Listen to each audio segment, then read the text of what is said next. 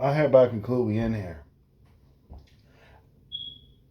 I want to make a video on not Thor's hammer, which I'm about to take, but training.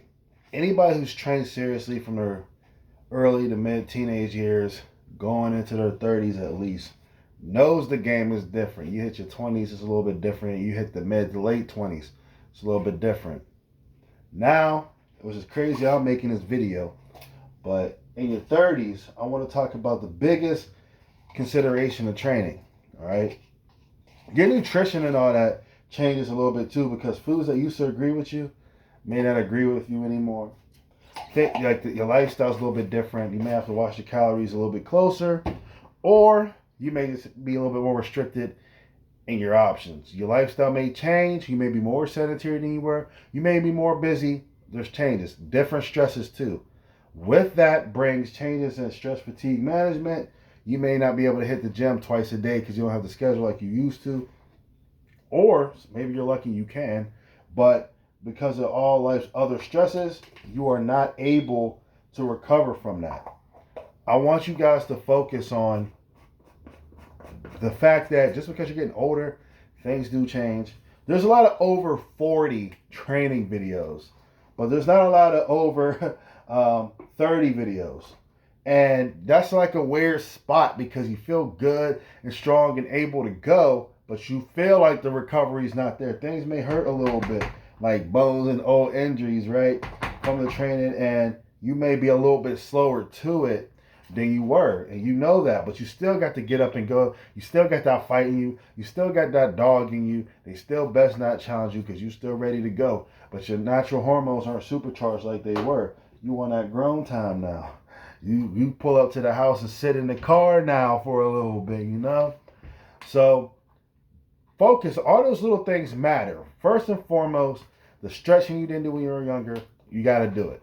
The foam rolling, the if you can afford it, going to get regular massages and myofascial release work.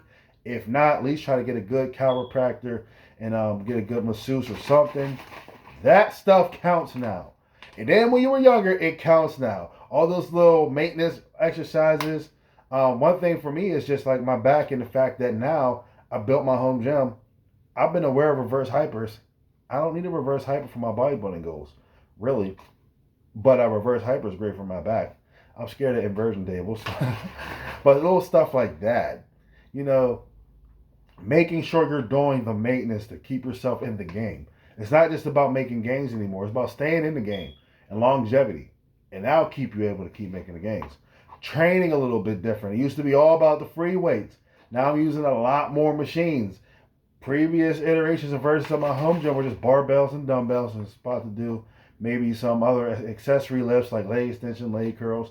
Then you start seeing the pull downs come in, the rows come in, the leg presses come in, the different machines. Because as you get older, it's about that longevity. We still hit the free weight work, but you gotta give the joints a break. You don't want to give them that wear and tear because you become aware of how your body feels, and it's not recovering the same. When you have a long day at work, that's going to impact your session going in. You have to manage the amount of stress that you take on throughout the day. Some situations you normally may get in and volunteer and help. Like I work at a school, sometimes a kid may be acting up and going crazy. And I know if I intervene, that kid's probably going to listen, but I also know I got to train later on that day. And the amount of stress that's going to mount on me from that the day before in prior sessions, I just stay out of it, to be honest. Because you got to manage that. So we're going to get into it. This is a little introduction. I'm going to put out maybe like a 3-4 part series, really just getting into a little bit of little things that you can do that are practical, little nuggets of wisdom for those who are over 30.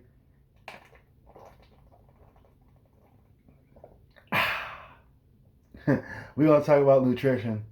We are going to talk more about training, and we're just going to talk about the practical things you can do day to day to make it all work together. And y'all can ask questions because the schedule has a big part to do with it. So we don't want to just stay in the game. We want to still make gains and make progress, but realize that we're getting that cumulative damage now. Now, if you knew starting off in your 30s, that's different. This is for those who have been lifting. So I'll see y'all. We'll talk.